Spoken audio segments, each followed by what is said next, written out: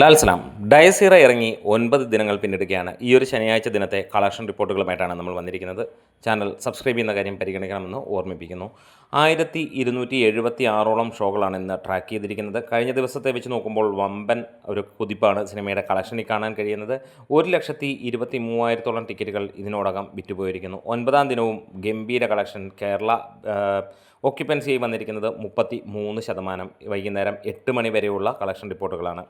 2,03,90,000 രൂപയാണ് സിനിമയ്ക്ക് ട്രാക്കിങ്ങിലൂടെ മാത്രമായി വന്നത്. ഇന്നലെ 1,40,00,000 രൂപയാണ് വന്നതെങ്കിൽ ഇന്ന് 63,00,000 രൂപ കൂടി കൂടുന്ന ഒരു കാഴ്ച കാണാൻ കഴിയുന്നു. ഫൈനലായി നമ്മൾ എക്സ്പെക്റ്റ് ചെയ്യുന്നത് 2,20,00,000 രൂപയോളം സിനിമ ട്രാക്കിങ്ങിലൂടെ തന്നെ വരുമെന്നുള്ളതാണ്. അങ്ങനെ വരുവാണെങ്കിൽ 2.5 കോടിയോളം സിനിമയ്ക്ക് ഇന്നും കളക്ഷൻ നേടുമെന്നുള്ളതാണ്. നമ്മൾ പ്രതീക്ഷിച്ച പോലെ തന്നെയാണ് നാളെ 3 കോടിക്ക് മുകളിൽ നേടുമെന്നുള്ളത് പ്രതീക്ഷിക്കുന്നു എന്നുള്ളതും പറയാം.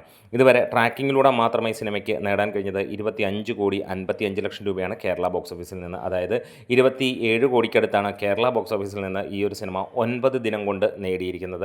വേൾഡ് വൈഡായിട്ട് സിനിമ 60 കോടിയിലേക്കുള്ള കുതിപ്പിലാണ്. ഇപ്പോൾ 55 കോടിയും കടന്ന് മുന്നോട്ട് പോയിക്കൊണ്ടിരിക്കുന്നു.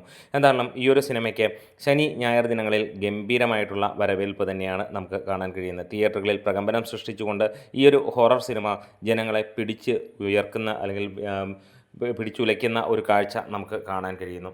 എന്തായാലും ഒരു കാര്യം ഉറപ്പിക്കുകയാണ്, പ്രണവ് മോഹൻലാലിൻ്റെ ഹാട്രിക് 50 CR അടിച്ച ഈ ഒരു ചിത്രം മലയാളി പ്രേക്ഷകരെ ഞെട്ടിത്തെരിപ്പിച്ചു എന്നുള്ളതാണ്.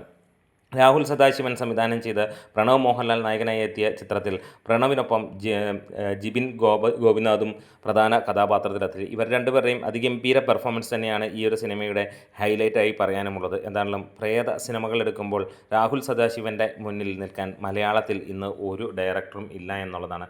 എന്തായാലും ഈ ഒരു സിനിമ 100 കോടിയിലേക്ക് എത്തുമെന്നുള്ള പ്രതീക്ഷ തന്നെയാണ്.